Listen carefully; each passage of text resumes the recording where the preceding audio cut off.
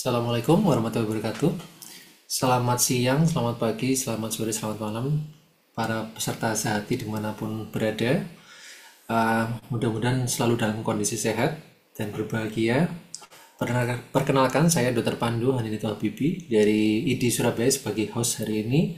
Kita bertemu kembali hari ini di acara Sehati, webinar seminar edukasi kesehatan awam tiap bulan hasil kerjasama dari ID Cabang Surabaya dan PDITT, Persatuan Dokter Indonesia di Timur Tengah. Alhamdulillah hari ini Sehati sudah masuk edisi ke-7. Tiap bulan berarti ini sudah bulan ke-7. Dan untuk topik Sehati hari ini adalah mengenai intermittent fasting, menyehatkan atau berbahaya. Alhamdulillah pada kesempatan kali ini sudah bisa bergabung dengan kita kedua narasumber. Yang pertama adalah Dr. Nadia Mutiara Firyani, spesialis penyakit dalam, dan narasumber kedua adalah Dr. Friska Firnania Agan, spesialis gizi klinik. Dan akan berlaku sebagai moderator adalah yang pertama Dr. Salmon Charles Pardomon Tuasiaan, SPOG. Beliau adalah dari ID Cabang Surabaya, dan moderator yang kedua adalah Dr. Ana Agung Bagus Wirayuda MD MSc PhD. Beliau merupakan dokter dari PDITT. Baik, untuk kesempatan kali ini kebetulan Ketua ID Cabang Surabaya Dr. Brahman Askandar SPOG konsultan sedang berhalangan karena ada acara lain, sehingga saya serahkan kesempatan ini untuk Dr. Iqbal Mohtar, MPH, MOHS, Diploma Card, Dokmed, SPOK, FSPH sebagai Ketua PDITT untuk bisa memberikan sambutan. Silakan Dr. Iqbal Mohtar. Baik, apakah suara saya sudah kedengaran, Dr. Pandu?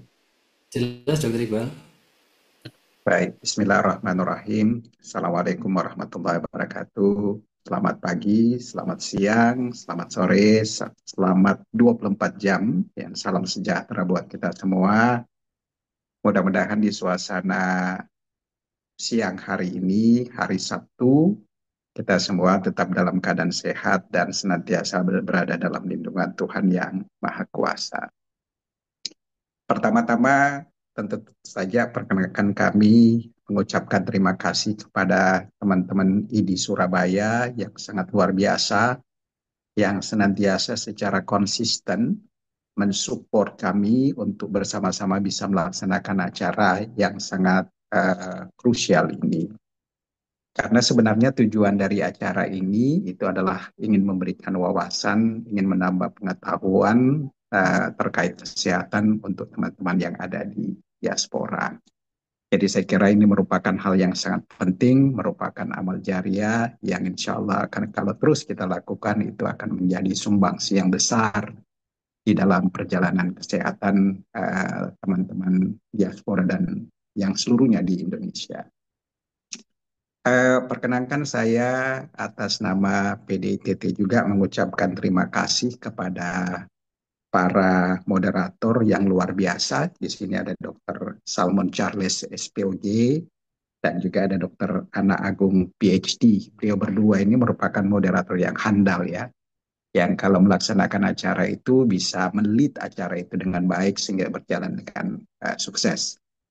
Kemudian juga terima kasih atas kesempatan, atas support, dan atas willingness untuk membagikan ilmunya kepada dua presenter yang luar biasa, Dr. Friska Finlania SPGK, spesialis gizi klinis, dan juga Dr. Nadia Mutiara SPPD, dokter spesialis penyakit dalam. Nah, beliau berdua pada kesempatan kali ini itu akan mengarahkan kita, akan memberikan kita pandangan-pandangan terkait sebuah topik yang menurut saya itu sangat penting, yaitu tentang intermittent fasting. Kenapa ini menjadi sangat penting? Karena begini, dunia kita sekarang ini, salah satu persoalan kesehatan yang paling krusial itu adalah penambahan berat badan. Dan penambahan berat badan ini itu terjadi bukan hanya di negara-negara maju, tetapi juga di negara-negara berkembang seperti di Indonesia. Dan faktanya, memang kalau kita bandingkan dengan kondisi seperti kondisi sebelumnya, ya, kita akan melihat bahwa memang terjadi peningkatan signifikan obesitas atau prevalensi peningkatan berat badan ini. Kalau misalnya kita melihat foto-foto zaman dahulu, ya, itu mungkin sangat sulit bagi kita untuk mencari orang gemuk. Tetapi kalau kita melihat foto pada saat sekarang, justru yang terjadi itu adalah sebaliknya. Kita sangat sulit mencari orang yang kurus. Nah, yang menjadi permasalahan selanjutnya adalah berat badan ini itu seringkali itu terkait dengan penyakit-penyakit kronis lainnya. Seperti penyakit diabetes, kemudian penyakit hipertensi, penyakit kolesterol, dan bahkan ada yang menghubungkan dengan penyakit kanker. Jadi memang peningkatan berat badan ini memiliki keterkaitan yang sangat signifikan dengan berbagai penyakit lainnya. Nah, pada kesempatan kali ini kita tahu bahwa ada banyak cara untuk mengatasi berat badan tersebut. Di antaranya itu kita bisa melakukan diet, bisa melakukan exercise, dan bahkan ada orang yang mengkonsumsi obat-obatan tertentu atau melakukan injeksi. Jadi di berbagai negara Timur Tengah saat ini itu sementara tren ya. Jadi upaya penurunan berat badan itu dilakukan dengan menggunakan injeksi. Jadi mereka menyuntik dirinya ya setiap sebulan sekali dengan harga yang cukup mahal. Harganya itu cukup mahal loh untuk penyuntikan tersebut. Memang ada penurunan berat badan, tetapi ini tampaknya tidak bersifat konstan. Jadi harus dilakukan penyuntikan ulang hampir setiap bulan. Dan tentu saja ini merupakan barrier, merupakan hal yang tidak praktis ya. Nah, salah satu hal yang dianggap itu bisa membantu mengatasi penurunan berat badan itu adalah intermittent fasting. Dan ini adalah merupakan cara yang telah dipraktekkan oleh banyak orang ya sejak beberapa tahun yang lampau. Namun hingga saat ini kita itu masih sering bertanya, apakah intermittent fasting ini memang bermanfaat atau tidak? Apakah memang ada berbagai jenis intermittent fasting atau cuma ada satu intermittent fasting? Dan kalaupun misalnya katakanlah dia bermanfaat, itu manfaatnya terhadap apa? Kalau dia berbahaya, bahayanya itu apa? Nah, pada kesempatan kali ini, kita beruntung kita mendapat dua orang narasumber yang luar biasa yang akan membawakan materi terkait intermittent fasting ini. Jadi Dr. Friska Finlandia dan Dr. Nadia Mutiara akan memberikan kita informasi yang adekuat, yang ilmiah terkait dengan intermittent fasting ini. Apakah cara ini merupakan cara yang menyehatkan atau justru sebaliknya merupakan hal yang sangat berbahaya bagi kita. Jadi saya ucapkan selamat untuk menjalankan webinar ini. Terima kasih atas kesempatan dan kehadirannya. Mudah-mudahan acara ini akan memberikan manfaat, akan memberikan keberkahan, dan akan menambah ilmu kita di dalam dan pada ujung-ujungnya bisa membantu meningkatkan kesehatan kita. Saya kira cukup sekian. Terima kasih dan saya kembalikan kepada Dr. Pandu. Baik, terima kasih Dr. Iqbal atas sambutan dan arahannya untuk webinar ini. Mudah-mudahan bermanfaat ya dok ya untuk kita semua ini. Nah, berikutnya kita punya waktu 1 jam lebih ini bisa mendapatkan ilmu dan berdiskusi dengan para pakar di sini dari Dr. Nadia dan Dr. Friska. Silakan nanti mungkin Dr. Friska dan Dr. Nadia akan memberikan sedikit paparan sebagai pengantar dan apabila ada pertanyaan bisa ditanyakan melalui kolom Q&A ataupun raise hand. Dan berikutnya acara saya serahkan kepada kedua moderator kita siang hari ini, Dr. Salmon Charles dan Dr. Ana Agung Bagus Wirayuda, PhD. Silakan, Dr. Charles, rekan saya. Ya. Terima kasih Dr. Pandu, permisi Dr. Iqbal, terima untuk sambutannya. Selamat sore Dr. Nadia, Dr. Friska, Dr. Anak Agus. Kita panggil Dr. Bagus yang dok? Ya betul, dokter bisa panggil saya Yuda nggak apa-apa. Salam kenal Dokter Charles. Salam kenal juga Dr. Nadia, Dr. Friska. Jadi pada hari ini kami mengundang seluruh peserta acara Sehati bahwa 1 bulan sekali setiap minggu kedua kita mengadakan acara Sehati ini. Dan hari ini sebenarnya saya sudah tidak mau menjadi moderator karena pasti saya termasuk salah satu tokoh di sini ya yang harus ikut intermittent fasting. Jadi agak ngeri-ngeri sedap nih hari ini. Tapi mudah-mudahan ini memberikan perilaku baik untuk kita semua ya dokter. Mungkin dokter Bagus ada sedikit sambutan dok sebelum kita masuk ke presentasi dari pembicara kita yang luar biasa hari ini dok. Ya, sekali lagi selamat siang dan terima kasih buat semua hadirin yang terhormat yang sudah datang dan sekali lagi bersyukur untuk dua narasumber yang luar biasa, untuk Dokter Nadia, spesialis penyakit dalam, dan juga Dokter Friska, spesialis gizi klinik. Saya yakin hari ini kita bisa dapat banyak sekali masukan karena memang ini hal yang sangat praktis buat dikerjakan. Karena memang dari riset kami pun di sini, di negara yang saya tempati sekarang di Oman, itu yang namanya diabetes, obesitas itu masih menjadi suatu momok ya di tahun-tahun ini. Dan memang pergeserannya itu luar biasa dan tentunya hal ini bisa menjadi sesuatu yang berguna terutama untuk orang awam. Tidak hanya untuk tenaga medis, juga untuk orang yang dikerjakan. Dan saya yakin nanti kita bisa mengerti dari perspektif metabolisme, dari perspektif pola makan, nutrisi. Saya yakin nanti kita dapat diperkaya luar biasa oleh kedua narasumber yang luar biasa ini. Ya. Baik, kalau gitu silakan Dokter Nadia atau Dokter Friska kalau ada presentasi sedikit sebelum kita masuk ke sesi diskusi. Uh, Mungkin saya dulu ya, izin untuk share screen dulu.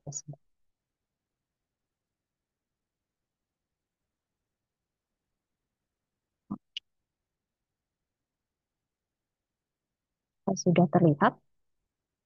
Sudah dok, jelas. Mungkin bisa di slideshow dok.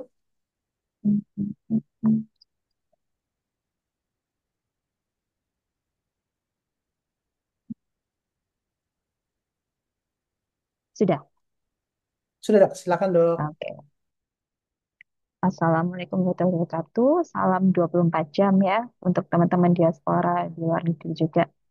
Ini perkenalkan saya Dr. Nadia Mutiara Firani, spesialis penyakit dalam. Saat ini saya bertugas di RSUD Dr. Sutomo Surabaya di divisi geriatri. Ini alhamdulillah sekali sekarang kita berkesempatan untuk membahas suatu topik yaitu intermittent fasting. Ini lumayan agak booming juga ya karena mungkin ini juga salah satu cara untuk kita mengencangkan dompet ya, selain mengencangkan ikat pinggang intermittent fasting ini. Ya, menyehatkan atau berbahaya ini. Ya, mari kita bahas ya. Jadi diskusi kita hari ini itu adalah apa itu intermittent fasting, bagaimana efeknya pada tubuh, jenis-jenisnya protokol intermittent fasting itu ada apa saja, adakah kontraindikasinya, positif atau negatifnya bagaimana, dan mungkin tips untuk pemula, kemudian nanti akan dilanjutkan oleh Dr. Friska, mungkin dari segi nutrisinya bagaimana. Ya, saya langsung saja supaya nanti bisa cepat diskusi ya. Jadi apa itu intermittent fasting? Yang intermittent fasting itu adalah suatu metode pengaturan pola makan dengan menetapkan batasan waktu untuk makan dan batasan waktu untuk berpuasa. Jadi kalau di literasi Indonesia itu sebenarnya intermittent fasting itu adalah diet puasa. Jadi fokusnya bukan seperti diet restriksi kalori, bukan seperti itu. Fokus intermittent fasting adalah pada kapan kita makan. Jadi pada waktu makan, bukan pada jenisnya atau jumlah makanan yang dikonsumsi. Sehingga ada istilah eating window dan fasting window pada intermittent fasting, yaitu jendela makan dan jendela berpuasa. Nah, efeknya intermittent fasting, efek puasa pada keseluruhan itu sebenarnya udah bagus ya untuk tubuh, apalagi yang intermittent fasting. Jadi memang kalau dilakukan secara rutin, konsisten, dengan cara yang benar, itu sudah ada banyak sekali penelitian, eh, mulai banyak sekali penelitian tuh sejak tahun 2012 ya, walaupun ini sudah dilakukan sejak dulu sampai sekarang masih diperbarui terus sampai 2024 itu penelitiannya masih diperbarui, tapi efek-efek ini dari dulu sudah terdeteksi. Jadi memang dia bisa menurunkan berat badan dengan menurunkan body fatnya via caloric restriction. Tapi penurunan berat badan melalui intermittent fasting ini tidak disertai dengan penurunan massa otot. Jadi masih bisa menjaga massa ototnya. Kemudian dari segi hormonal itu dia bisa memperbaiki fungsi insulin sehingga penurunan glukosa darah puasanya itu lebih bagus. Kemudian fungsi insulin membaik. Dia bisa menjaga kadar-kadar hormon yang diperlukan seperti growth hormon, kemudian kadar testosteron ini untuk menjaga gairah seksualnya. Kemudian dia mengontrol untuk hormon pengatur lapar dan pengatur kenyang, yaitu ghrelin dan leptin. Dari tingkat seluler sendiri, efek dari intermittent fasting itu bisa meningkatkan dan mengoptimalisasi autofagi. Jadi autofagi itu adalah suatu proses alamiah yang istilahnya seperti detoksifikasi ya. Jadi kayak cleansing tubuh. Dia akan memakan sel-sel yang mati, sel-sel yang sudah rusak itu dimakan sehingga bisa muncul regenerasi yang baru sehingga uh, menjaga keseimbangan tubuh dengan baik. Itu proses itu sangat diperlukan dan bagus untuk menunda aging juga. Kemudian pada segi neurological itu juga bagus, bisa untuk dikatakan intermittent fasting itu bisa meningkatkan daya ingat, bisa meningkatkan fokus itu karena efek di neurologikalnya ini, di brain derived neuroleptic factornya ini. Kemudian di usus itu juga bagus dan secara keseluruhan dia akan menurunkan sistem peradangannya. Jadi kalau sudah sistem peradangannya turun itu bisa mempengaruhi ke kejadian cancer, kejadian inflamasi di jantung, di pembuluh-pembuluh darah yang lain itu bisa menurun juga. Jadi kalau dirangkum banyak sekali memang efeknya. Jadi menurunkan kolesterol, menurunkan tekanan darah, menurunkan peradangan, stres oksidatif sehingga kejadian kanker itu akan turun. Kemudian meningkatkan pembakaran lemak ya, metabolisme rate itu naik. Dan yang paling penting itu bisa mengontrol appetite, jadi nafsu makan bisa terkontrol, blood sugar, gula darah terkontrol, fungsi jantungnya membaik, dan ada itu neuronal plasticity. Itu adalah kemampuan dari saraf untuk mengadaptasi atau memperbaiki diri apabila terjadi cedera. Jadi pada intermittent fasting ini bisa juga menurunkan kejadian demensia, dan kejadian Alzheimer seperti itu. Jadi kan luar biasa sekali sebenarnya efeknya ya. Nah, jenisnya apa saja sebenarnya intermittent fasting? Yang paling populer adalah yang 16-8 memang, yaitu puasa selama 16 jam diikuti dengan 8 jam makan. Jadi uh, fasting window-nya adalah 16 jam diikuti dengan 8 jam makan. Uh, Tipe 16-8 ini sebenarnya ada modifikasinya juga. Jadi ada yang tipe 12-12, kemudian ada yang 14-10, kemudian 16-8. Itu sama aja. Kemudian ada yang namanya warrior intermittent fasting. Itu adalah puasa selama 20 jam diikuti 4 jam makan atau 20:4. Ini puasa yang sudah ada dari zaman gladiator dulu ya Yunani. Biasanya orang-orang gladiator itu melakukan puasa ini kemudian besoknya tanding di Kolosium tuh mereka sudah melakukan intermittent fasting di zaman segitu. Kemudian ada lagi jenisnya yang eat stop eat. Ini kalau di Muslim itu seperti puasa Daud ya. Jadi puasa 24 jam satu hari diikuti satu hari lagi 24 jam itu bebas makan. Bisa diatur 1 sampai 2 kali per minggu. Nah, kemudian ada model lagi ketiga yang namanya alternate day. Nah, alternate day ini atau uh, each other day bisa gitu. Itu puasanya selama 36 jam atau hampir 2 hari. Baru nanti dia buka puasa.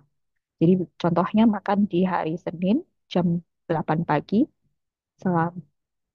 sampai jam 8 malam ya. Kemudian dia berpuasa sampai dengan hari Rabu jam 8 pagi.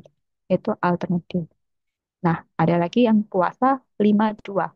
Ini mungkin bisa disinergikan dengan puasa Senin Kemis kayak gitu.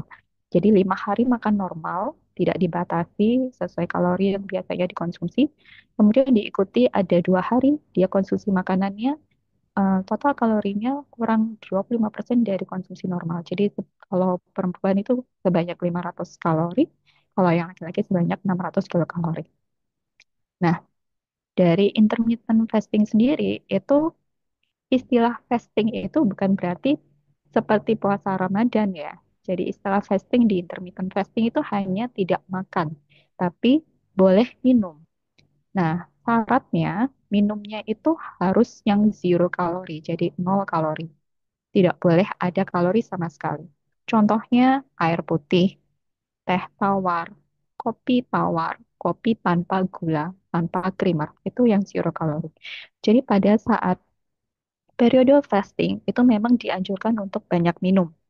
Jadi ini contoh 16-8 di mana dia periode fasting dari jam 6 pagi sampai jam 12 siang. Kemudian dia makan pertama di jam 12 siang. sampai jam 8 malam itu dibagi menjadi 3 makan, first meal, snack, dan healthy dinner. Kemudian dia berpuasa lagi, dilanjutkan dengan tidur sampai jam 6 pagi. Nah, ini adalah yang biasanya dilakukan pada orang-orang yang eh, tidak biasa breakfast ya. Jadi kalau intermittent fasting itu boleh dipersonalisasi, jadi tergantung individual masing-masing. Kalau misalnya biasa sarapan, ya boleh kita skipnya di lunch. Jadi mulai puasanya beda lagi jamnya. First meal-nya jam 11 siang, kemudian last meal-nya jam 7 malam. Kalau enggak bisa di skip di dinner. Jadi ini bisa milih mau mau makannya di jam berapa asal 8 jam. Nah, kalau misalkan nggak bisa seperti ini, saya nggak bisa kalau nggak ada kalorinya sama sekali. Ada ini namanya clean intermittent fasting ya. Ada namanya dirty intermittent fasting. Jadi kalau dirty intermittent fasting itu biasanya untuk pemula. Kalau nggak biasa puasa, tiba-tiba pengen puasa, tapi nggak bisa yang total tidak ada makanan. Nah, jadi pada saat periode fasting dengan dirty intermittent fasting itu masih diperbolehkan masuk kalori, tapi hanya sebatas 100 kilokalori. Ya, jadi kalau 100 kilokalori itu hitungannya contohnya seperti kalau misalnya mau minum kopi, dikasih creamer, creamernya itu satu setet misalkan 60 kilokalori per 100 cc, ya sudah itu kalorinya. Jadi yang lainnya sisanya ya minum air putih atau teh tawar. Nah, itu namanya dirty intermittent fasting. Nah, ada lagi istilah time restricted feeding atau time restricted eating. Apa itu, Dok? Jadi sebenarnya intermittent fasting yang 16/8 itu sama dengan time restricted feeding. Keduanya memiliki eating window dan fasting window time frame yang hampir sama.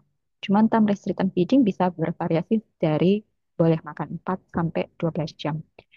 Yang bedanya lagi itu adalah IF atau intermittent fasting itu mengutamakan waktu puasanya yang bergantian dengan waktu makan. Jadi eh, ah, makan, tidak makan, makan atau makan puasa makannya itu yang diutamakan, disesuaikan secara individual. Mau dia skip di breakfast, mau skip di lunch, mau skip di dinner itu personal. Sedangkan time restricted feeding itu menekankan waktu makannya yang harmonis dengan dan konsisten dengan siklus sirkadian. Jadi kalau siklus sirkadian itu adalah siklus bangun tubuhnya kita. Jadi kayak jam biologisnya kita yang dipengaruhi oleh cahaya ya. Jadi kalau ada cahaya diterima oleh mata kita, diterima oleh retina, ada sinyal ke otak, dia membangunkan tubuh dengan meningkatkan kortisol. Nah itu, jadi pagi hari kena matahari kita bangun, itu siklus sirkadian kita. Nah TLF itu biasanya breakfastnya justru tidak di skip. Jadi mulai breakfast ya tetap pagi. Baru dia fastingnya setelah matahari tenggelam. Seperti itu bedanya. Nah, semua boleh IF atau tidak, Dok? Sebenarnya tidak semua bisa melakukan intermittent fasting. Sangat tidak disarankan pada balita dan anak usia kurang 18 tahun yang masih butuh semuanya untuk tumbuh ya. Tidak disarankan untuk intermittent fasting. Untuk ibu hamil menyusui itu tidak disarankan karena masih membutuhkan kalori, protein, lemak semua untuk janin dan untuk air susunya. Lansia yang frailty. Frailty itu maksudnya lansia yang sudah renta, sudah ada penurunan berat badan, penurunan aktivitas fisik, penurunan massa otot. Dia frailty, tidak boleh dilakukan intermittent fasting. Kemudian atlet dengan kondisi tertentu yang melakukan intensitas fisik yang berat, itu juga tidak boleh. Bagaimana dengan penderita penyakit kronik, Dok? Nah, kalau penderita penyakit kronik itu pada penderita diabetes tipe 1 yang insulin dependent itu tidak disarankan menjalankan intermittent fasting. Dan pada diabetes tipe 2 yang tidak terkendali ya catatannya.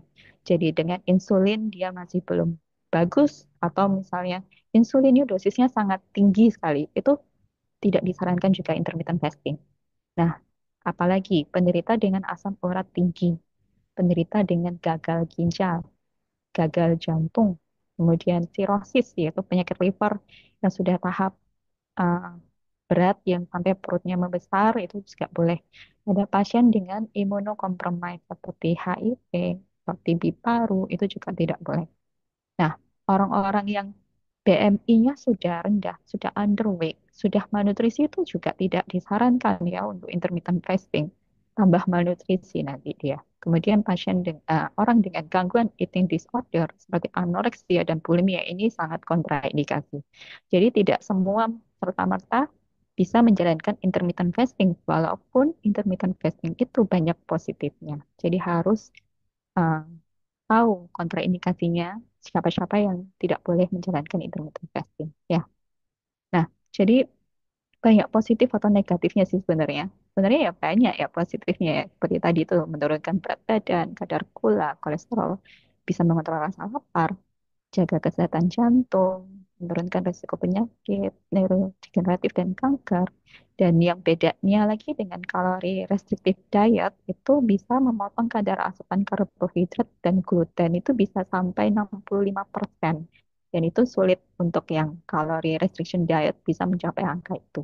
Dan meningkatkan metabolismenya bisa sampai 14%. Dan yang paling penting tidak perlu menyiapkan makanan khusus dan tidak perlu menyiapkan budget khusus yang untuk menyiapkan makanan dietnya itu. Jadi bisa dengan makanan sehari-hari kita dengan kombinasi makanan yang baik terutamanya.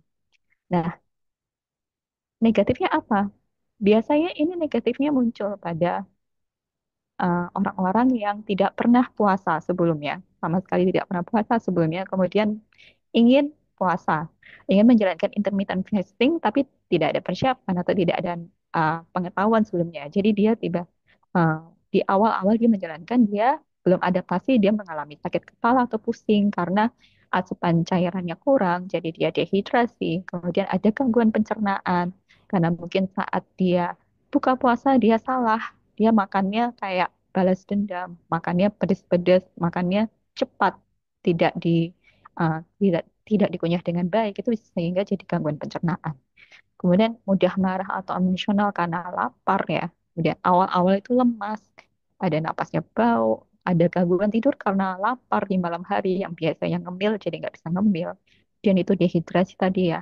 Terus saat berbuka puasa kurang nutrisi yang penting karena tidak terjaga asupan gizi yang seimbang.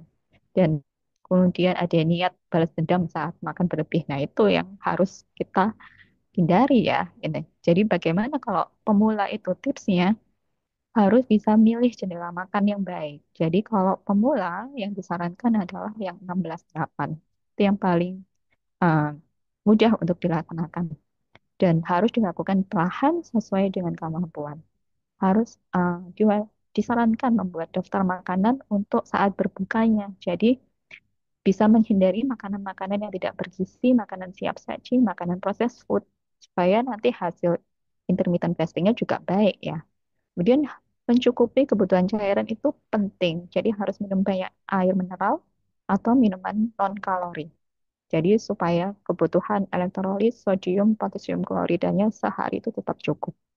Dan yang penting juga hindari memikirkan makanan saat berpuasa. Jadi lakukan dengan santai, dengan rileks, hindari stres berlebih, jangan mikirin makanan supaya tidak memicu peningkatan kadar asam lambung ya. Nah, eh, jadi buat dipikir aja jadi ada yang mengatakan where diets complicate life, fasting simplifies. Where diets are expensive, fasting is free.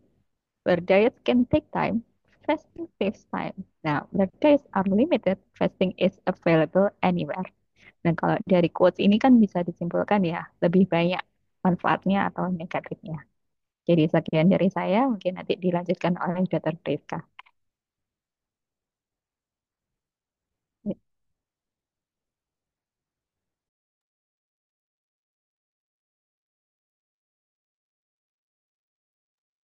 Ya, terima kasih Dokter Nadia atas presentasinya. Dokter Friska, Ya, ya, selamat siang. Terima kasih banyak Dokter Nadia sudah eh, banyak sekali membahas tentang intermittent fasting ya. Saya mengucapkan terima kasih juga pada IDI Surabaya yang sudah mengundang saya menjadi pembicara. Saya mohon izin untuk sedikit berbagi ya tentang intermittent fasting, terutama dari sisi bagaimana intermittent fasting ini untuk weight loss ya. Jadi, bagaimana dan tentang kesehatan penurunan berat badan dan juga untuk kesehatan microbiota gitu ya, mikrobiota saluran cerna.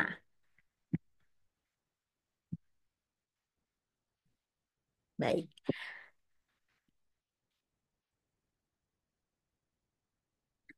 Jadi sudah banyak dijelaskan oleh Dokter Nadia ya jenis-jenis intermittent fasting.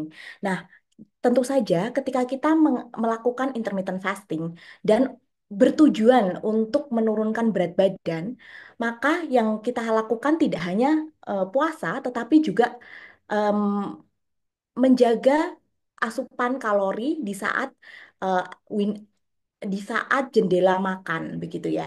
Jadi di sini dibagi menjadi tiga yang tadi sudah dijelaskan alternative day fasting itu puasa biasanya selama 24 jam puasa atau 36 jam puasa kemudian berbuka dan ketika berbuka itu yang disarankan hanya 0 sampai 500 kilokalori. Jadi artinya adalah itu adalah jumlah satu porsi makanan sehari. Begitu. Jadi kita makan normal ya, nanti saya akan jelaskan lagi makan seberapa banyak. Satu piring itu bisa sekitar 300 sampai 500 kalori. Itu asupan pilihan makanan yang sehat. Namun tentu saja kita tahu bahwa camilan-camilan atau tambahan-tambahan makanan itu memiliki kalori yang jauh lebih besar daripada makanan utama. Yang kedua adalah 5:2 diet ya. Di sini masih bisa ditoleransi ya selama 2 hari diet itu, 2 hari fasting itu adalah sebanyak 500 sampai 1000 kilokalori. Dan sisanya lima hari itu boleh makan apa saja per oral begitu ya. Kemudian, nah ini restricted eating begitu ya, yang banyak sekali uh, di disandingkan begitu ya. Jadi kalau intermittent fasting tuh pasti mikirnya adalah time restricted eating ya atau uh, jendela makan dan jendela puasa. Tadi yang sudah banyak dijelaskan oleh Dokter Nadia. Nah, time restricted eating itu sangat-sangat dekat kaitannya dengan irama sirkadian atau circadian rhythm. Apa itu circadian rhythm? Jadi seperti yang tadi sudah dijelaskan bahwa tubuh kita itu mengeluarkan hormon-hormon tertentu di jam-jam tertentu. Seperti kita bisa lihat di sini bahwa di pagi hari itu lebih mau mulai aktivitas itu lebih banyak kortisol, kemudian adiponektin, dan malam itu melatonin yang mungkin saat ini penelitiannya berkembang untuk pasien-pasien dengan insomnia. Dan yang mau saya jelaskan di sini adalah bahwa seperti yang tadi bahwa misalnya kita jam 9 malam itu sudah cukup mengantuk ya, keluar hormon melatonin ya, untuk kita itu mengantuk. Tetapi karena mungkin aktivitas kita atau mungkin harus begadang mengerjakan tugas ya ataupun stresor yang lain ataupun harus jaga malam ya untuk tenaga kesehatan dan juga yang lainnya ketika kita tahan maka di jam 12 ke atas malah tubuh kita itu seger gitu ya. Jadi nggak jadi ngantuk, malah lebih ini. Itu kenapa? Karena kita terus menekan si melatoninnya ini supaya apa namanya tidak bisa eh, membuat kita ngantuk gitu. Tetapi apa akibatnya? Jadi di malam hari itu terjadi detoksifikasi atau regenerasi sel. Ketika kita tidak melakukan tidur selama 6 sampai 8 jam, proses regenerasi sel ini terganggu dan pada akhirnya sel menua lebih cepat. Ketika sel menua lebih cepat, maka yang terjadi itu adalah penyakit kanker begitu ya. Jadi eh, di ini circadian rhythm itu adalah satu ritme yang sangat teratur begitu. Tetapi banyak stresor di sekarang ini yang membuat kita itu menjadi tidak teratur lagi seperti tadi yang sudah saya jelaskan. Nah, bagaimana caranya untuk meriset dari circadian ini? Yaitu tadi ketika circadian ini sudah tidak beraturan lagi, yang terjadi adalah sensitivitas dari insulin ini jadi menurun. Jadi kemudian ada intoleransi dari glukosa juga menurun, terus nafsu makan jadi tidak beraturan, kadang pingin sekali makan, kadang nggak mau makan begitu ya. Dan terutama mental dan fisik stres itu jadi meningkat. Nah, 3 hal yang harus dilakukan untuk mengatur ulang sirkadian itu adalah olahraga, kemudian time restricted feeding atau mungkin juga intermittent fasting yang kita kenal, kemudian juga tidur cukup selama 6 atau 8 jam. Ketika kita sudah mereset dengan circadian rhythm kita ini, yang terjadi adalah insulin itu jauh lebih sensitif. Kenapa? Karena kita mengistirahatkan pankreas kita, begitu ya. Setiap kali pasien obesitas itu akan dealing dengan ngemil ya. Setiap ngemil sedikit kalori pun dia akan merilis, mengeluarkan insulin gitu ya. Jadi insulin itu tidak pernah mencapai batas nadir, titik istirahat begitu. Nah, ketika kita melakukan meriset dari sirkadian ini, kita tidur teratur, berhenti makan di jam 4 malam, begitu jam 4 sore begitu sampai besok paginya, kita sedang mengistirahatkan setidaknya pankreas kita. Nah, kemudian juga akan, dan itulah juga akan menyebabkan glukosa, toleransi glukos lebih baik, kemudian juga asupan makan lebih baik, nafsu makan lebih baik, dan stres levelnya juga akan menurun. Nah, inilah yang terjadi ya. Banyak sekali ya dokter atau perawat yang sering begadang begitu ya, atau punya night shift begitu. Mereka justru malah di tengah malam itu kelapar ya, karena ya itu tadi, yang tubuh harusnya istirahat, kemudian dipakai untuk bekerja, maka tubuh em, ada sinyal yang bilang bahwa memang lapar begitu ya. Jadi kayak sering kali orang yang begadang tengah malam itu akan sering lapar.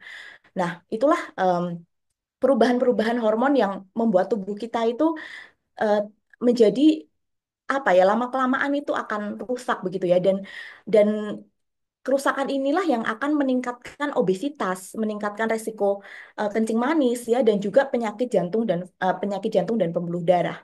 Nah, makanya time restricted fasting selama makan dari jam 8 sampai jam 4 sore, kemudian jam 4 sampai jam 8 pagi itu membuat tubuh meregenerasi sel, beristirahat, itu dan menyamakan makanan itu sesuai dengan hormon yang keluar ya, grelin, adiponektin, insulin, begitu akan menyebabkan penurunan dari kegemukan, resiko dari diabetes, dan juga resiko dari penyakit jantung vaskular. Nah, ini dia dampak kebiasaan makan yang berhubungan dengan metabolik ya, yang disesuaikan dengan jam sirkadian.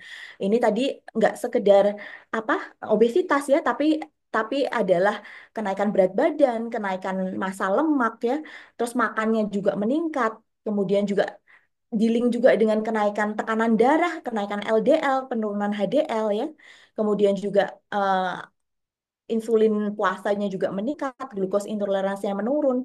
Nah, itu semua adalah kekacauan-kekacauan yang terjadi, kekacauan metabolik yang terjadi ketika kita tidak menjaga eh, circadian rhythm kita.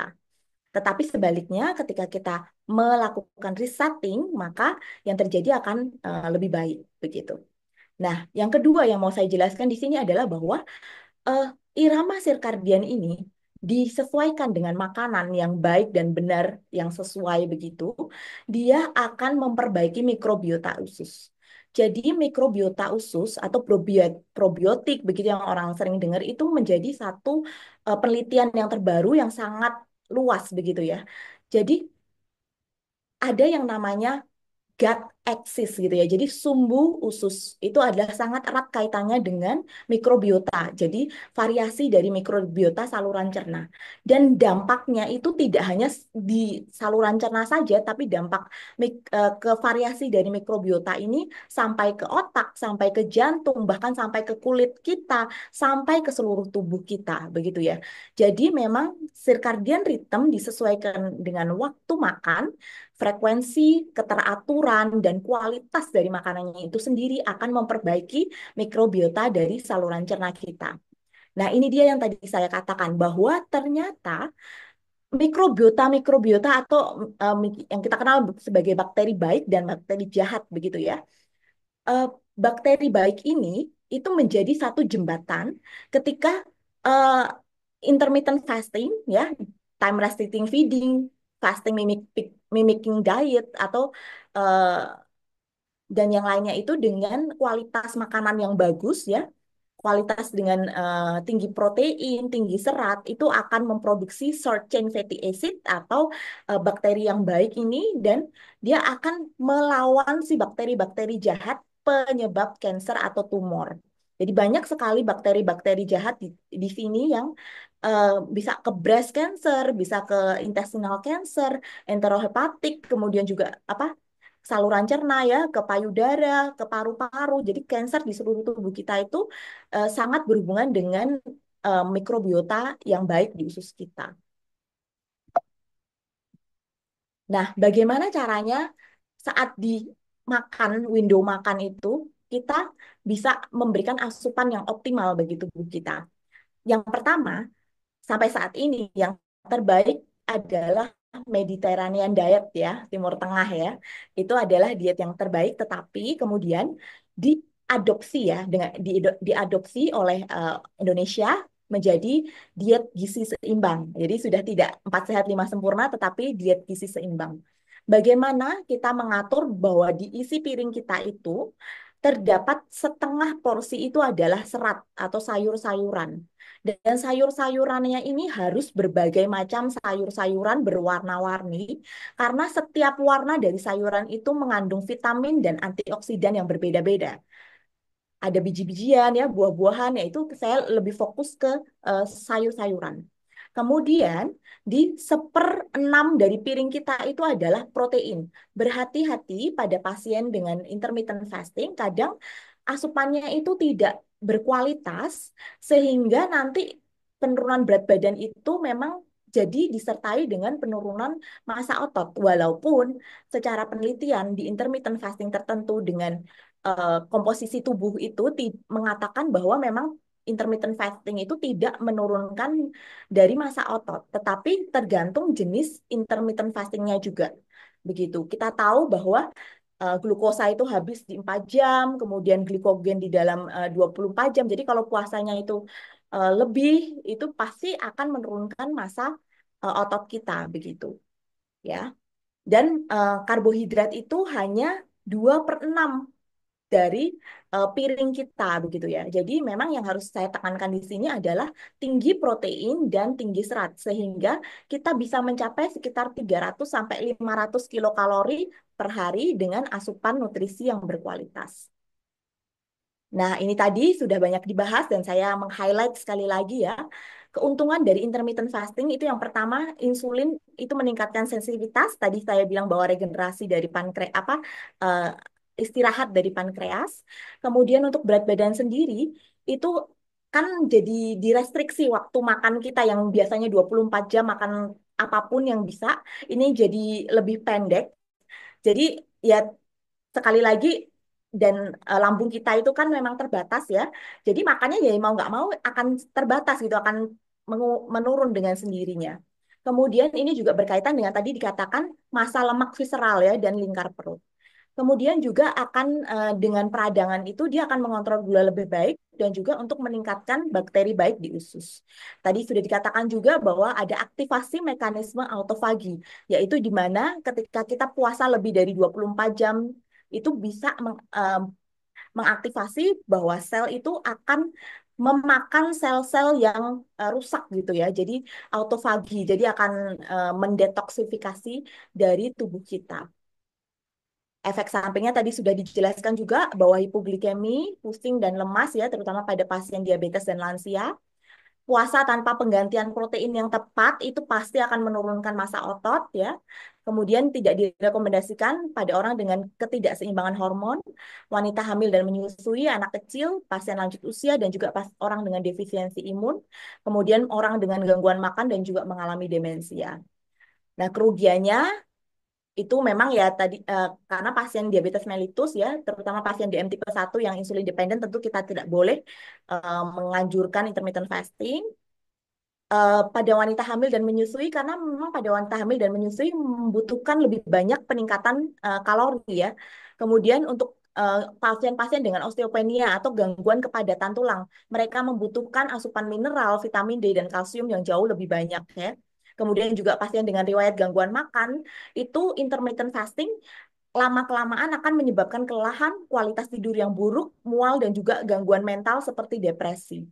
Nah, kemudian juga tadi imunosupresan ya, imunokompromis ya, kelemahan imunitas, itu sangat bergantung pada kecukupan zat gizi, seperti pada pasien kanker dengan kemoterapi ya, kemudian juga pasien-pasien dengan transplantasi dengan minum minum imunosupresan. Jadi mereka sangat bergantung pada kecukupan zat gizi. Demikian yang dapat saya sampaikan. Terima kasih banyak atas perhatiannya. Terima kasih Dokter Friska dan Dokter Nadia. Mungkin kita bisa langsung masuk ke sesi tanya jawab, nggih, Dokter Bagus. Ya, betul. Baik. Ya. Siap. Ini sudah masuk banyak sekali pertanyaan. Mungkin saya bacakan dulu yang pertama, G. Yang pertama dari Dokter Erinda. Mungkin ini ke Dokter Nadia, G. Untuk fase puasa, apakah minum kopi hitam atau teh dengan pemanis buatan 0 kalori tetap diperbolehkan? Mungkin untuk Dokter Friska saya tambahkan, Dokter. Tadi dokter apa nama bagus sekali membahas mengenai flora normal usus nih dokter yang sekarang memang lagi getol banget penelitiannya dengan dysbiosis. Dok, apabila intermittent fasting ini yang tadi pada waktu dokter Nadia mengatakan di awal ditambahkan dengan suplemen Lactobacillus casei atau probiotik, kita nggak ngomong produk ya. Apakah apakah boleh dokter? Monggo dokter Nadia dulu dokter pertanyaannya. Maaf dok, masih mute. Sudah, sudah terdengar ya? Dok. Oke. Jadi untuk fase puasa, apakah minum kopi hitam atau teh dengan pemanis buatan 0 kalori tetap diperbolehkan? Nah, jadi tadi kan kalau pada fasting window atau itu kan pada clean intermittent fasting itu harus 0 kalori ya. Jadi kalau pemanis buatannya 0 kalori sih masih diperbolehkan. Yang tidak diperbolehkan kalau misalnya mau benar-benar clean intermittent fasting itu ada kalori sedikit pun itu tidak boleh. Nah, kalau misalnya masih dirty itu masih diperbolehkan kalori sebanyak 100 kilokalori. Nah, kalau misalkan contohnya minuman elektrolit ya kayak ya sebut merek lah ya, Pocari Sweat itu boleh nggak dok? Ya dilihat lagi. Itu kan bisa dilihat ya di nutritional fact-nya ya. Kalau ada jumlah kalori gitu berarti ya otomatis puasanya batal ya kalau mau clean intermittent fasting. Nah, kalau misalnya kayak kopi hitam saya nggak bisa dok, saya minumnya teh. Tapi tehnya saya juga nggak bisa kalau teh teh biasa dok, saya teh bunga-bungaan, teh krisan dok gitu, atau teh chamomile. Nggak apa-apa selama nggak ditambahin pemanis yang ada kalorinya ya. Jadi kalau selama pemanis buatannya memang 0 kalori, itu tetap diperbolehkan. Ya mungkin ada tambahan dari Dokter Priska. eh, izin menambahkan, ya memang kalau 0 kalori ini tergantung tujuan kita intermittent fasting untuk apa. Tentu kalau weight loss itu saya tidak akan merekomendasikan pasien saya untuk taste sweet apapun begitu. Karena walaupun dia 0 kalori, tetapi sweet taste itu addictive ya. Jadi sangat candu begitu untuk manis begitu. Jadi kalau memang tujuannya adalah untuk weight loss, tidak begitu. Tapi memang betul bahwa ya itu 0 kalori begitu, itu 0 kalori gitu. Jadi ya dari situ kalau memang tujuan kita ada eh, untuk weight loss sama sekali gula, taste manis itu tidak gitu, karena kita mau menurunkan berat badan. Terima kasih. Ya, menambahkan lagi ya, itu juga nggak berlaku nggak cuma di fase puasanya aja ya. Kalau misalnya mau weight loss ya, jadi pada eating window itu juga kalau bisa minumannya juga tidak yang manis, karena memang kalau kita mau mendetox diri kita dari yang manis-manis, begitu kita kena manis sekali, itu langsung buyar, langsung kita kembali ke nol lagi, kita kayak restart lagi, nggak bisa kita. Jadi benar-benar kalau sudah mau weight loss maupun dia itu eating window, jam makan, kalau bisa ya manisnya tetap tidak ada gitu ya. Ya, pertanyaan berikutnya mungkin. Ya, terima kasih. Mungkin dari saya ya. Ya terima kasih buat tadi jawabannya Dokter Priska, Dokter Nadia ya. Mungkin jelas tentang tadi ada yang dirty dan juga ada yang clean intermittent fasting. Ini ada yang tanya live, ada dokter mungkin lebih ke Dokter Friska dulu ya. Ada dokter gizi bilang jangan sampai melewatkan sarapan sebelum jam 8. Nah, jadi bagaimana menurut pendapat dokter dan bagaimana cara IF-nya, intermittent fasting-nya mungkin. Mungkin ini masukan praktis aja dokter ya. Baik, terima kasih. Tentu saja kalau saya pada orang yang pertama kali mau diet itu saya tujuannya adalah makan teratur. Jadi mengatur makan se-precise mungkin begitu ya. Tapi kembali lagi eh, personal diet begitu. Jadi saya akan mengarahkan pasien untuk makan teratur begitu. Itu lebih penting. Nah, kemudian untuk pemula itu memang tidak langsung 16 jam begitu ya. Jadi kalau saya tuh minimal adalah 10 jam. Jadi makan terakhir sampai makan di pagi hari itu minimal 10 jam dulu, baru nanti kita akan naik ke 12 jam, 14, 16, dan selanjutnya begitu. Jadi itu tergantung dari eh, mulanya itu seperti apa begitu ya. Jadi membetulkan dulu pola makannya, lama-lama itu akan mundur dan lama-lama eh, jadi misalnya skip sarapan begitu kan, kemudian jadi siang dan malam juga begitu. Ya, terima kasih dokter. Monggo dokter Charles mungkin mau menambahkan atau langsung pertanyaan berikutnya. Terima kasih dok. Jawabannya sungguh holistik tuh dari yang bilang. Mungkin kita langsung aja dokter ya, dokter Rifana Mukti karena banyak yang pertanyaannya masuk. Eh, Oke, ini mungkin kembali ke dokter Nadia dengan dokter Friska langsung dok ya. Yang pertama dokter Nadia, bagaimana cara mempertahankan hidrasi saat menjalani intermittent fasting di iklim panas tanpa mengkonsumsi minuman berkalori? Kembali lagi berkalori lagi dok. Yang kedua, bagaimana cara mengintegrasikan intermittent fasting dengan diet berbasis waktu seperti diet rendah, FODMAP atau diet keto? Nah, ini juga pertanyaan saya, Dok, diet keto ini ya. Terima kasih, Dok. Monggo, Dok. Dr. Charles diet keto tah. Enggak, ini makanya saya diminta oleh panitia untuk memimpin mungkin supaya saya juga ikut diet ini kali, Dok. Milih diet yang mana ya? Jadi kalau mempertahankan hidrasi saat menjalani intermittent fasting di Indonesia atau di luar ya yang saat iklimnya panas. Eh, jadi intinya memang kita harus hidrasi saat jendela fasting itu. Jadi 16 kalau kita pakai 16 8 itu 16-nya kita fasting itu tidak boleh kekurangan cairan. Mau dibilang 8 gelas sehari itu juga bisa sih sebenarnya. Tapi kalau kita sih kalau tidak ada gangguan ginjal, tidak ada gangguan jantung ya sebenarnya bisa sampai 2 liter ya, 2 liter sehari. Kalau bosen air putih ya itu tadi pilihannya kan cuma teh, kopi, semua tanpa gula. Tapi kalau misalkan mau dengan infusator tanpa gula itu juga sebenarnya bisa ya infusator bikin sendiri. Manisnya manis dari buah ya. Itu bisa. Tapi ya kalorinya mungkin nggak nol-nol banget ya, tapi tidak sampai 100. Nah, itu tuh bisa. Tapi minimal 8 gelas sehari itu diminum saat 16 jam fasting itu ya, mau dibagi di pagi harinya atau di malam harinya terserah. Tandanya kita kurang hidrasi itu bisa kita lihat dari kencing kita berubah warna jadi kepekatan, kemudian saat BAB uh, dan saya kotorannya itu menjadi keras, kecil-kecil, itu tandanya kita kurang cairan. Itu saat kita pagi hari atau mungkin siang hari, sore hari gitu udah mulai pusing, udah mulai uh, apa namanya lemes segala macam itu juga bisa tandanya kurang cairan. Berarti saat itu juga kan boleh minum ya. Ini bukan puasa Ramadan ya. Ini puasa intermittent fasting. Jadi langsung minum ya. Minum air putih, minum teh, minum kopi. Terserah mana yang itu, mana yang disuka. Nah, terus kalau mau mengintegrasikan intermittent fasting dengan diet berbasis waktu seperti diet rendah, FODMAP atau diet keto. Eh, kalau diet rendah FODMAP itu setahu saya adalah diet yang untuk pasien-pasien penderita IBS ya, intestinal bowel syndrome.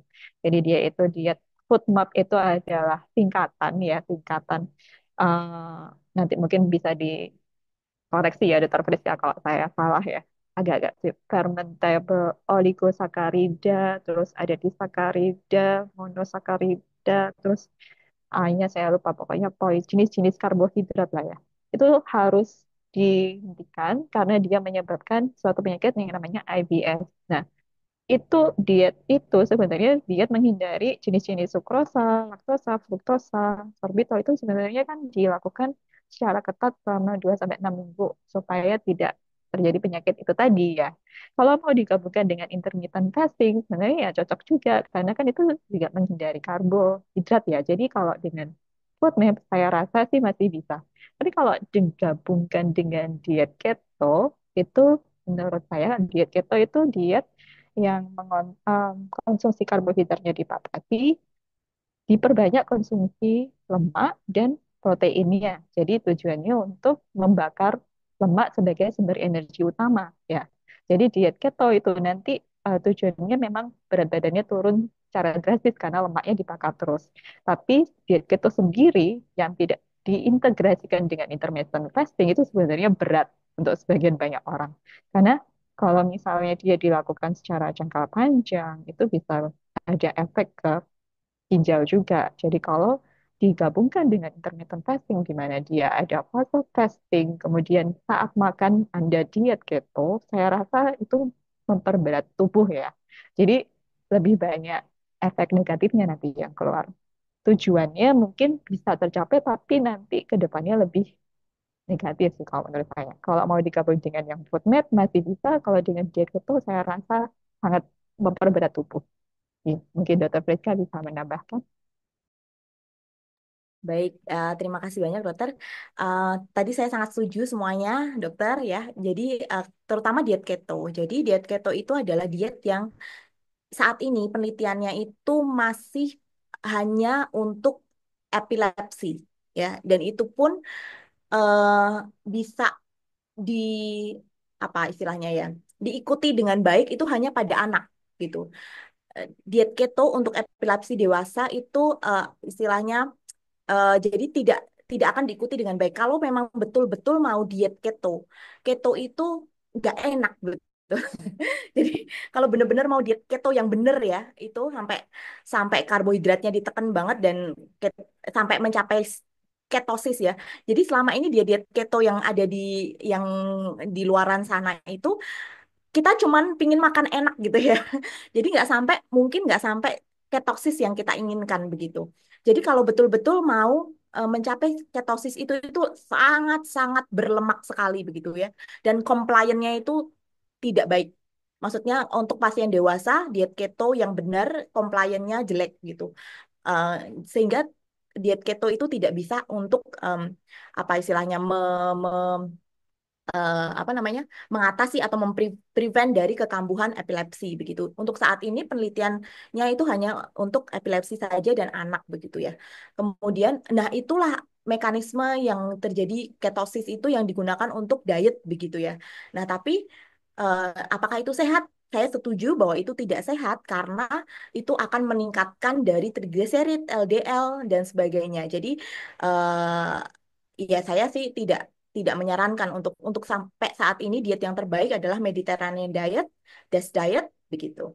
Kemudian untuk FODMAP itu juga itu untuk mengurangi dari faktor-faktor inflamasi sehingga mencegah dari kekambuhan lagi. Tetapi memang menurut ESPEN ya, menurut penelitian itu boleh, maksudnya hasilnya pun tidak konklusif begitu. Jadi boleh dicoba, tapi em, mungkin kalau ada diet yang lainnya yang lebih personalized pasien itu jauh lebih baik begitu. Jadi itu dari saya memang Mediterranean diet yang terbaik. Kemudian izin tadi menjawab tadi yang probiotik ya belum saya jawab. Jadi memang penelitian probiotik itu hasilnya itu masih belum konklusif karena probiotik sendiri itu macamnya ada banyak. Apakah single strain, apakah multi strain begitu kan? Apakah combine, apakah untuk penyakit apa begitu ya. Dan menurut saya tetap saja satu langkah-langkah kita untuk memperbaiki probiotik itu jauh lebih baik daripada tidak sama sekali karena penelitian itu menunjukkan bahwa memang pada pasien obesitas ketika fesesnya dicek itu memang bakterinya disbiosis ya terjadi disbiosis begitu. Nah, kemudian bagaimana dengan satu produk ini begitu ya. Jadi sekarang itu sediaan dari probiotik sangat banyak sekali macam-macam begitu ya. Ada yang bubuk, ada yang kapsul begitu ya. Dan bagaimana dengan yang cair itu ya? Kalau yang cair kita sangat harus berhati-hati dengan bawaannya. Misalnya pada pasien laktos intolerance ya, itu ada susunya. Kemudian juga itu penelitian terbaru itu sangat manis ya. Jadi ada produk barunya lagi yang diganti dengan stevia begitu ya. Jadi ya kita sangat harus berhati-hati dalam memilih suplementasi atau probiotik yang akan kita konsumsi. Demikian dokter. Terima kasih. Terima Ya, kasih. terima kasih.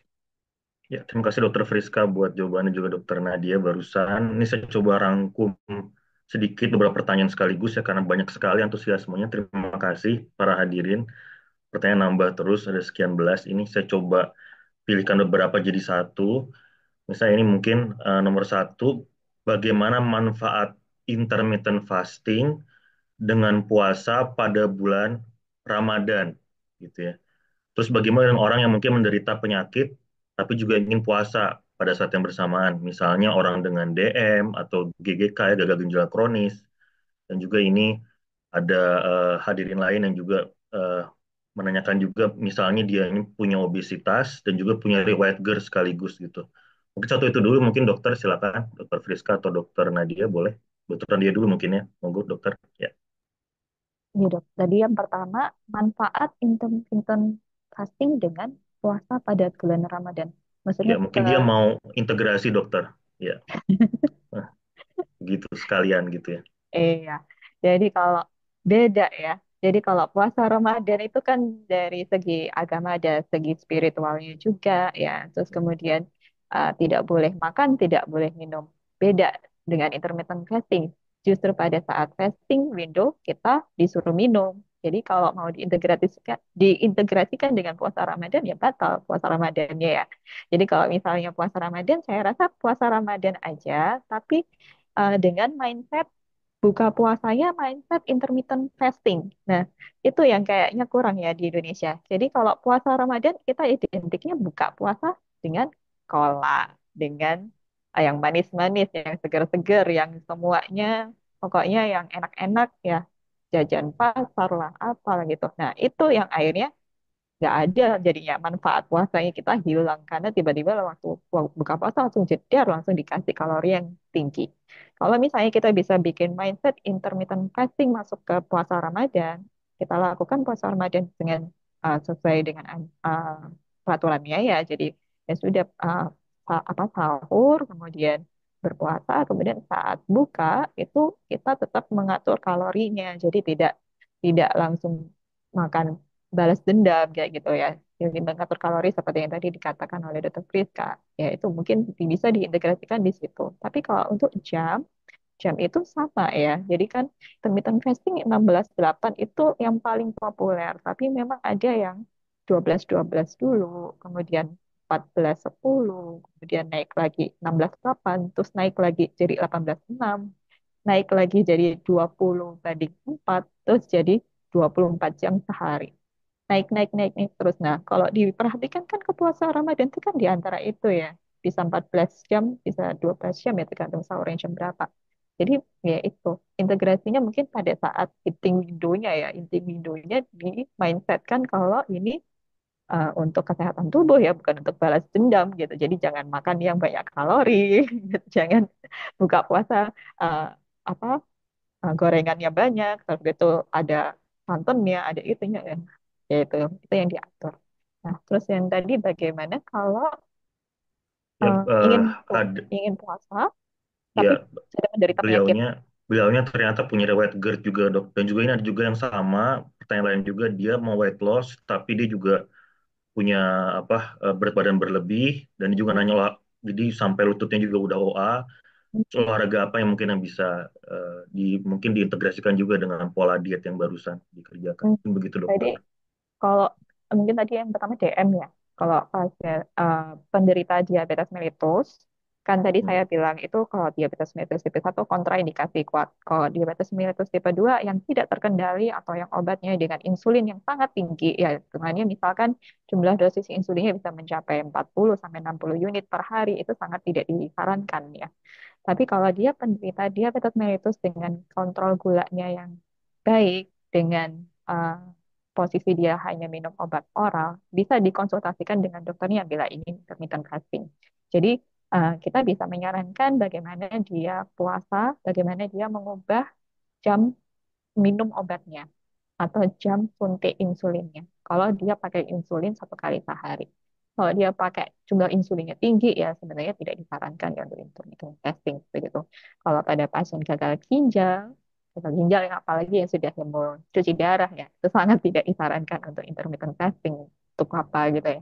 Terus untuk pasien GERD yang gastroesophageal reflux disease itu masih bisa untuk intermittent fasting bila tidak parah. Jadi ada stadiumnya. Jadi kalau misalnya masih mild, masih stadium 1 2 gitu, masih keluhannya hilang timbul atau masih timbulnya cuma 2 mingguan, bisa membaik dengan obat, dia masih bisa makan biasa gitu, masih boleh dia intermittent fasting. Tapi kalau sudah sampai yang setiap hari, itu sudah masuk yang grade 3, setiap hari dia ada heartburn, jadi panas gitu.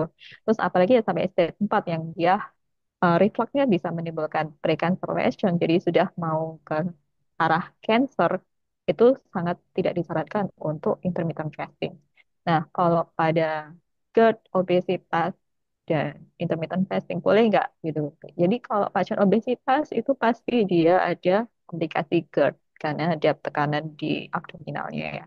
Nah, kembali lagi GERD-nya stadium berapa? Tujuannya memang bagus untuk menurunkan berat badan, tapi kembali lagi GERD-nya stadium berapa. Jadi untuk uh, obesitas menjalani intermittent fasting untuk weight loss itu bisa menyembuhkan GERD. Tapi kalau dia GERD-nya sudah stadium 3 4, uh, intermittent fastingnya harus di itu dulu ditunda dulu ya, mungkin dengan metode yang lain. Nah, kalau misalkan tadi OA ya, OA ya, pasien OA, osteoartritis ya, Ya, atau apa, autoimun atau gimana? ya dia berat badannya Oh, berlebih dan juga dia ingin cari oh, olahraga apa yang cocok sambil diet IF juga dokter. oh iya, ya. Kalau osteoartritis ya itu masuk penyakit peradangan ya. Jadi memang IF itu baik juga untuk menurunkan systemic inflammation. Jadi peradangan secara sistem itu juga menurun. Jadi dia bisa menurunkan eh, rasa nyerinya, bisa menurunkan semuanya gejala yang dari OA itu bisa membaik. Eh, jadi boleh pasien-pasien autoimun, pasien intermittent fasting itu boleh, pasien autoimun OA itu boleh intermittent fasting. Kalau mau olahraga yang disarankan sih olahraga seperti berenang, terus eh, jalan di dalam kolam renang gitu ya. Jadi kayak kalau misalnya nggak bisa renang, kayak jogging tapi di dalamnya kolam renang gitu itu boleh. Terus bersepeda itu boleh kayak gitu. Terus Ya. ada lagi yang belum saya jawab. Yang tadi dok ada yang dia mengalami GGK, gagal ginjal kronis, terus ada obat seling-selingan itu saat makan tuh gimana dok ngaturnya pas diet? Kalau GGK tidak disarankan ya, gagal ginjal kronis mau Ya, ya. tidak disarankan. Kalau sudah gagal ginjal tidak disarankan intermittent fasting. Kalau ada Baik. konsumsi obat, misalkan ini bukan penyakit kronis ya, misalkan lagi batuk pilek, terus misalkan konsumsi obat batuk 3 kali sehari gitu, bisa nggak intermittent fasting gitu ya, misalnya ini kasusnya seperti itu. Kalau mau minum obat yang eh, dengan zero kalori gitu masih bisa ya, tapi kalau obatnya itu berupa obat batuk yang ada pelarutnya glukosanya gitu ya, eh, itu termasuk membatalkan puasanya. Tapi saya sih tidak menyarankan untuk orang yang sakit untuk berpuasa ya, karena nanti katabolisme tubuhnya juga makin tinggi gitu. Jadi kalau misalnya sakit ya lebih baik tidak tidak intermittent fasting, karena intermittent fasting kan ini kan tidak wajib setiap hari, jadi bisa dilakukan kapan saja, bisa dihentikan kapan saja sebenarnya gitu. Nah, Iya. Dan dari penanya yang sama juga beliau bertanya makanan apa yang paling disarankan, walaupun tadi mungkin dokter Fiska udah cerita tentang diet Mediterania ya. Makanan yang paling disarankan untuk orang yang mau sering melakukan intermittent fasting itu bagaimana dokter Friska? Mungkin ada komentar sedikit. Ya, baik, terima kasih. Tentu saja selalu yang saya sarankan untuk pasien obesitas atau mau IF, makanan yang baik adalah tinggi serat ya. Jadi eh, tinggi serat itu selain kita mendapatkan banyak vitamin dan antioksidan dari sayur-sayuran, itu juga akan memperbaiki dari LDL, trigliserid dan sebagainya. Jadi makanlah serat sebanyak mungkin. Rekomendasinya adalah 25 sampai 30 gram. Tapi itu bukan berarti makan misalnya sayur ditimbang 23 gram, tidak demikian. Jadi misalnya sayur bayam 100 gram itu hanya mengandung 1 gram serat saja. Begitu ya. Jadi harus mencapai berapa banyak untuk mencapai 25 sampai 30 gram sehari itu memang harus banyak banget. Dan saya berharap bahwa pada saat window eating itu teman-teman atau semuanya itu kenyang dengan tinggi sayuran dan protein ya. Jadi tidak hanya sayuran tetapi juga tinggi protein ya. Jadi masalah kita obesitas itu adalah karena makanan yang sangat tinggi karbohidrat ya. Kerupuk, keripik, tepung-tepungan, deep fry gitu kan. Nah, itu tuh juga akan menyebabkan peningkatan dari trigliserid gitu. Jadi Kak, trigliserid itu darinya situ ya, nasi yang terlalu banyak, kerupuk, keripik. Nah, itu. Jadi untuk mengcounter ya, untuk mengatasi itu semua yaitu makanlah serat sebanyak mungkin ya. Jangan takut asam urat. Asam urat tidak dari sayur begitu. Jadi makanlah serat sebanyak mungkin ya. Kemudian maunya itu adalah di makanan utama kenyang. Jadi tidak ada camilan di antara makan utama. Namun memang obesitas itu tidak hanya masalah apa ya keinginan, tetapi itu memang ada gangguan hormon tadi leptin dan sebagainya di otak begitu. Jadi tubuh itu memang mempertahankan tubuhnya tetap sebegitu gitu ya. Jadi memang kita tuh berjuang keras gitu ya melawan diri sendiri begitu. Jadi jika ada pingin camilan di tengah-tengah, carilah camilan yang tinggi tinggi protein dan tinggi serat, tapi tidak terlalu banyak. Misalnya satu mangkok edamame gitu kan, atau jus jus tapi saya selalu sarankan jus itu tidak disaring karena supaya kita mendapatkan seratnya begitu. Kemudian juga apel, pir itu dan atau mungkin apel, pir dengan tambahannya telur rebus. Jadi itulah camilan-camilan yang baik gitu ya, bukan kerupuk, keripik dan teman-temannya itu yang membuat kalori kita akan semakin bertambah. Terima kasih. Ya, terima kasih dokter atas penjelasannya. Semakin banyak lagi pantangannya dok. Kalau tapi kan ini kalau kita pengen kurus ya dok ya, kalau kita pengen diet.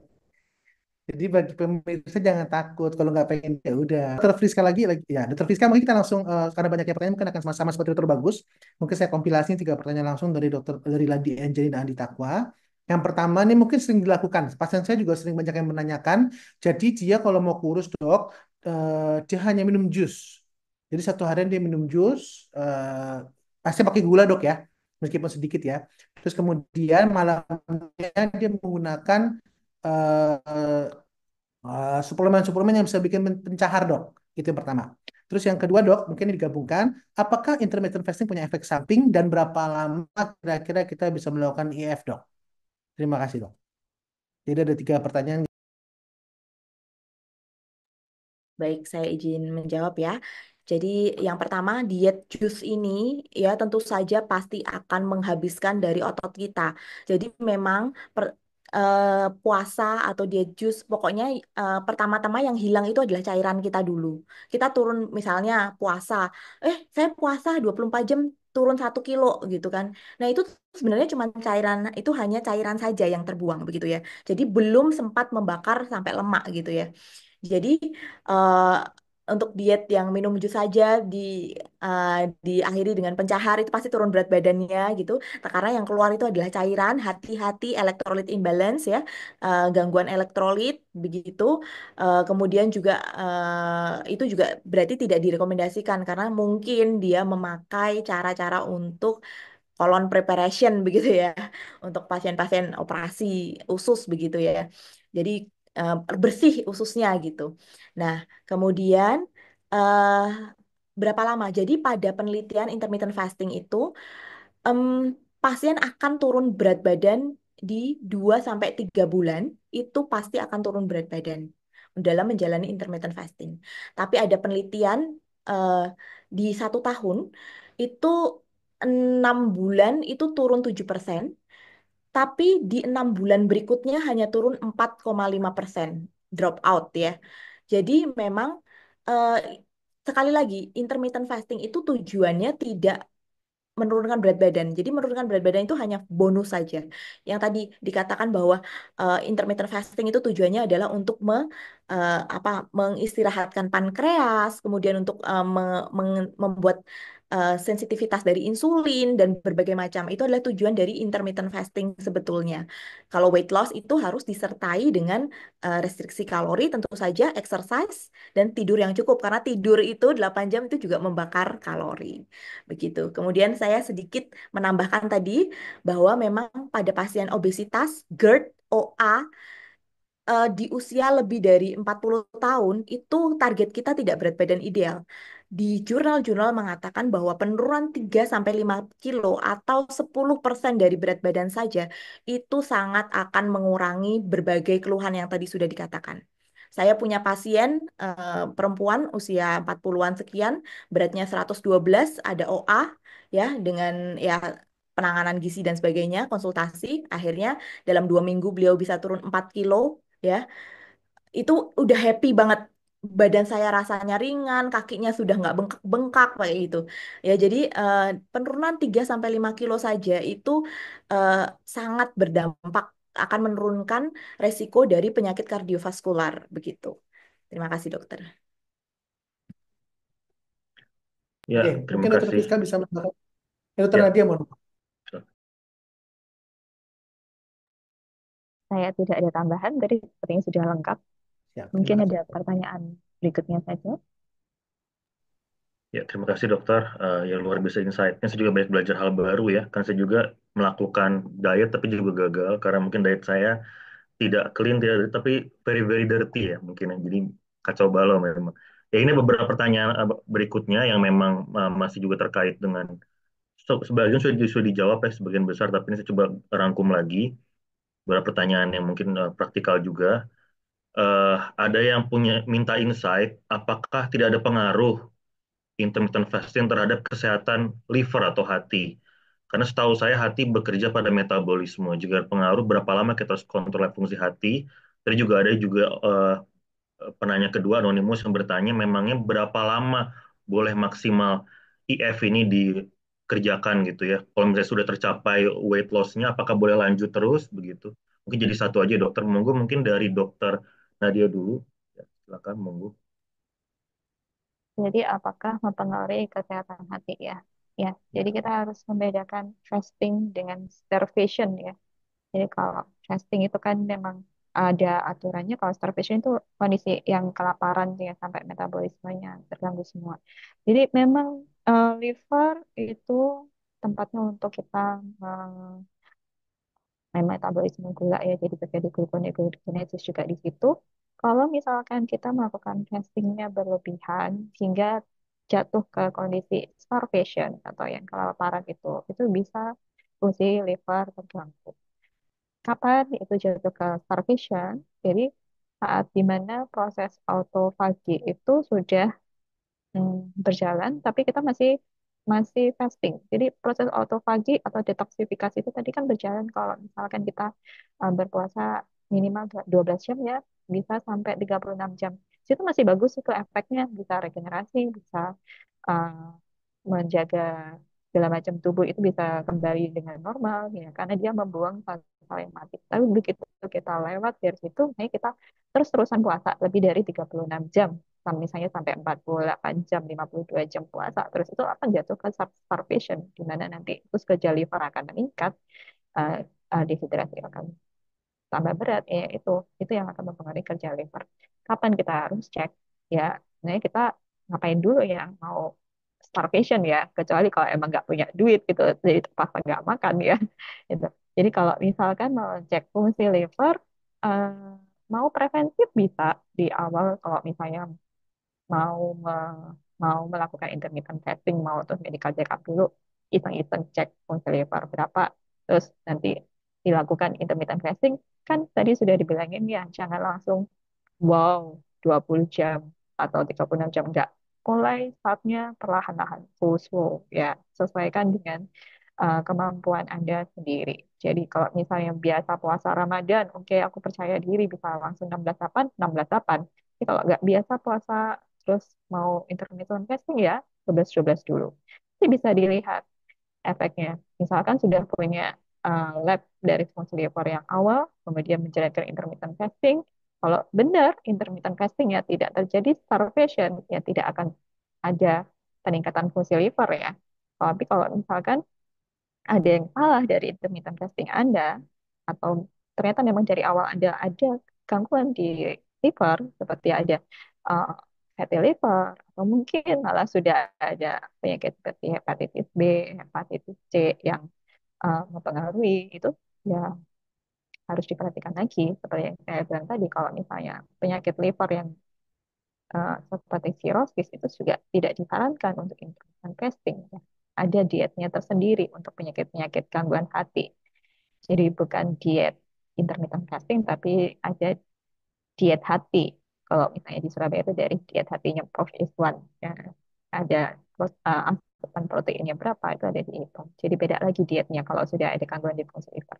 Jadi sekali lagi kalau mau pemeriksaan fungsi lab, kalau saya pribadi, kalau Anda datang ke saya menyarankan ada sebelum dimulai intermittent fasting, kemudian dilakukan fasting, nanti kalau misalnya ada terjadi sesuatu, kita bisa melihat apa ada perubahan atau tidak. Seperti itu. Terus yang pertanyaan kedua tadi apa ya dok ya? Ya, bila ada orang yang ingin meneruskan intermittent fasting bahkan setelah weight loss yang tercapai targetnya, kira-kira itu ada rekomendasi mungkin sejauh mana atau seberapa lama begitu? Sejauh mana pertama? Oh, jadi kalau di luar negeri itu ya, karena kan kalau di Indonesia kebanyakan mayoritas Muslim puasa Ramadan ya, jadi mungkin nggak kepikiran intermittent fasting. Tapi kalau di luar negeri itu mereka intermittent fasting sudah dijadikan lifestyle. Jadi lifestyle kayak hidup mau dilakukan sampai seterusnya juga boleh. Mau uh, ada yang namanya diet OCD juga ya, itu hampir sama dengan intermittent fasting, tapi dia bertambah jamnya. Jadi kalau intermittent fasting itu kita bisa konsisten mau milih yang 16-8 terus, itu ya nggak apa-apa gitu. Jadi nggak ada salahnya. Tapi kalau diet OCD itu dia meningkat. Jadi mulai dari yang uh, tadi 12-12, 14-10, naik 16-8, 18-6, terus 24. Ya, nanti goalnya di 24 jam fasting itu. Itu diet OCD. Mau dilakukan terus menerus, nggak apa-apa. Mau di stop juga nggak apa-apa. Yang apa namanya, kalau mau mempertahankan, jadi kalau dilakukan dengan konsisten dan baik itu pasti hasilnya akan lebih baik daripada yang diet gerusa-gerusu ya, oke, gerusa-gerusu. Jadi tiba-tiba awalnya langsung diet yang 36 jam tapi cuma sekali, habis itu tidak diet lagi. Nah, itu yang jadi nanti kayak efek yoyo itu ada. Jadi kalau memang sudah konsisten dari awal, efeknya intermittent fasting itu bisa menetap lama kok. Gitu. Mungkin dari Dokter Friska ada tambahan. Bu Dr. Friska, silakan. Ya. Baik, time restricting eating ya, itu yang IF yang dimaksud itu adalah intermittent fasting yang paling fisiologis sesuai dengan circadian rhythm kita begitu. Jadi memang sudah seharusnya demikian begitu ya, pola pola hidup lifestyle yang sehat itu adalah demikian gitu ya. Jadi kita berhenti makan di jam 4 atau jam 5 begitu ya, kemudian baru makan lagi untuk tadi proses regenerasi sel saat kita tidur.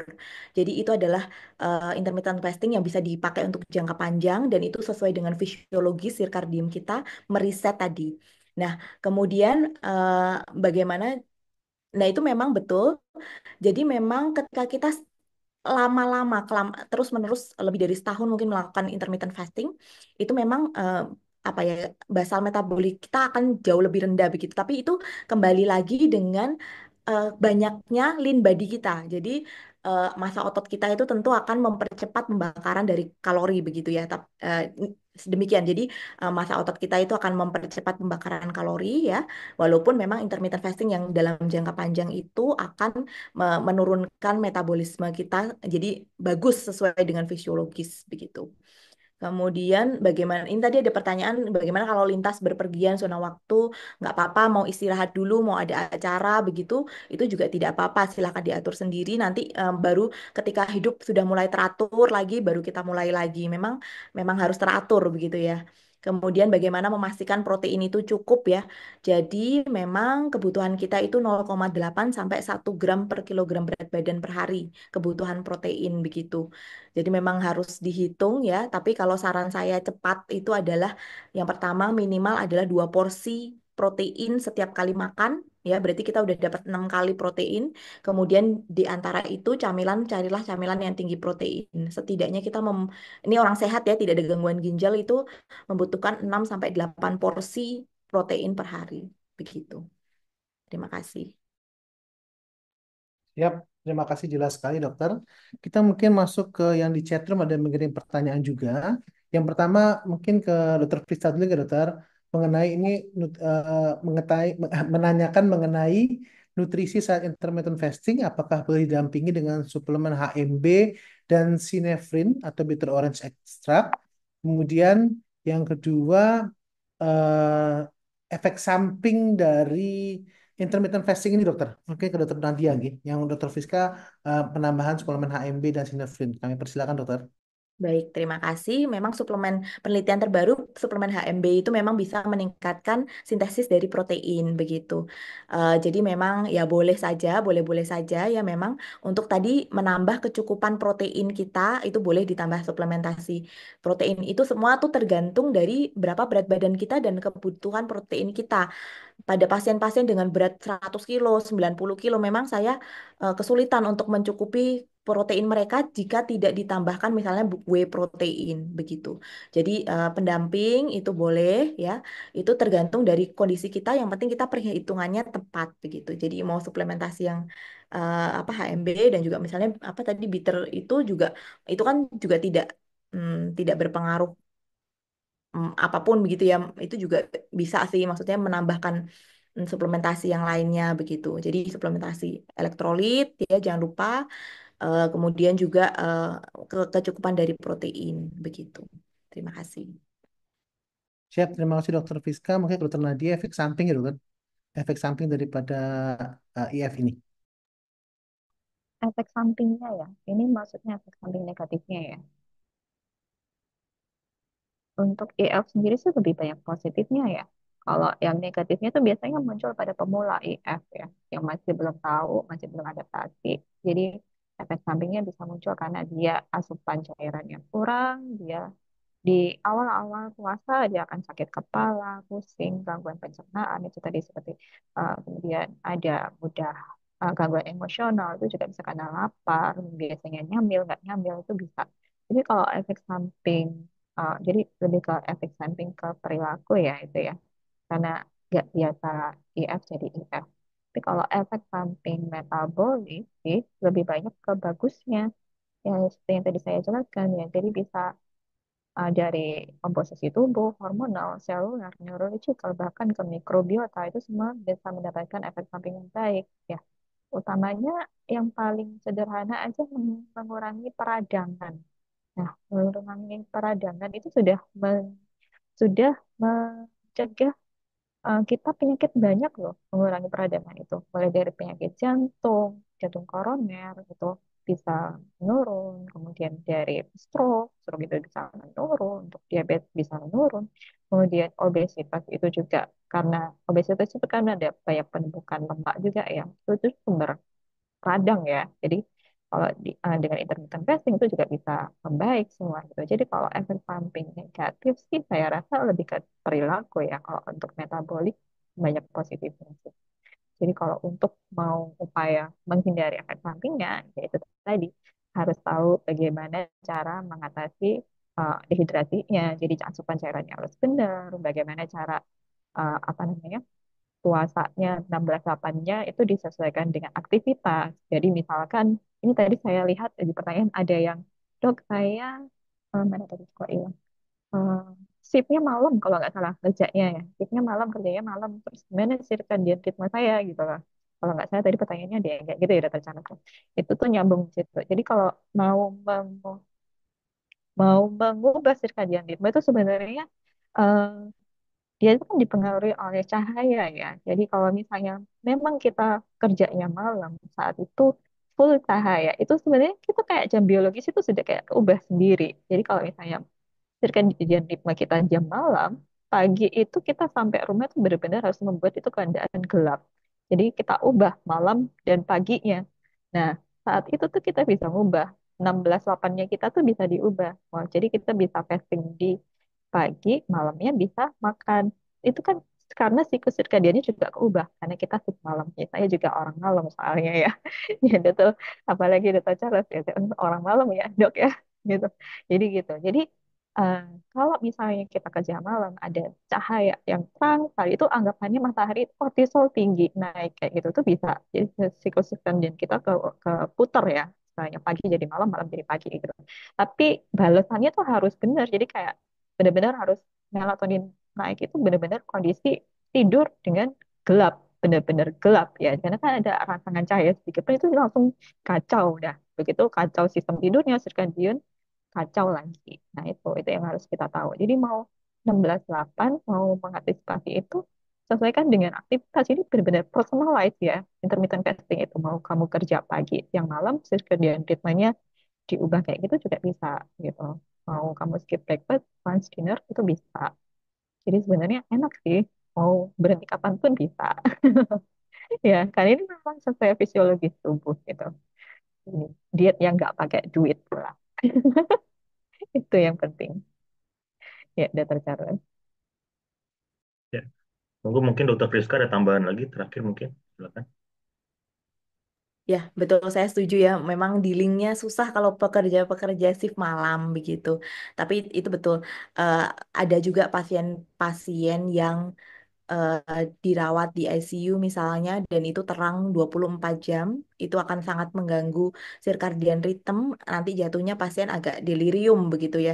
Itu karena gangguan circadian rhythmnya juga begitu. Jadi memang tipsnya itu betul digelapin ya. Jadi memang kita ubah sendiri sesuai dengan eh, kebutuhan kita begitu. Dan juga kita sesuaikan dengan em, ya memang selalu makanan pun akan disesuaikan dengan aktivitas kita. Misalnya perawat perawat perawat saya dokter saya nggak pernah bisa diet begitu karena baru pulang ke rumah jam 11 malam, baru sempat makan jam segitu.